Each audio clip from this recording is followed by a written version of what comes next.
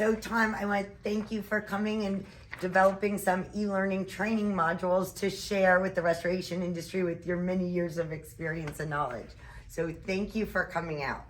Lisa, you're quite welcome. I appreciate the opportunity, and it's always a pleasure to work with you guys here at Restoration Training. And Chuck's already excited to share some more tips on using your instruments. But I have a special thank you for you. I would like to recite my moisture meter poem to you. Moisture meters are a key to inspecting and assessing what some can't see. Find the water and make it dry. It is a science to apply.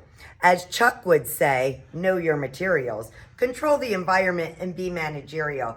A thing to remember and understand why is that when the perms are high, the water will fly. When the perms are low, the water moves slow. Use your readings and you will know the next steps to dry and go. Meters are your key to adjust and communicate so others can see. As you meter the materials and air, apply the science so that you can prepare. Documentation and records will show you are drawing the structure like a true pro. Beautiful. Thank you. Isn't it cool? It's just so bizarre, man. It's just like, It's bizarre. it ought to be read at every training class, every There you go. WRT class. Well, that's quite an honor coming from you. Thank you, Tom, for coming out.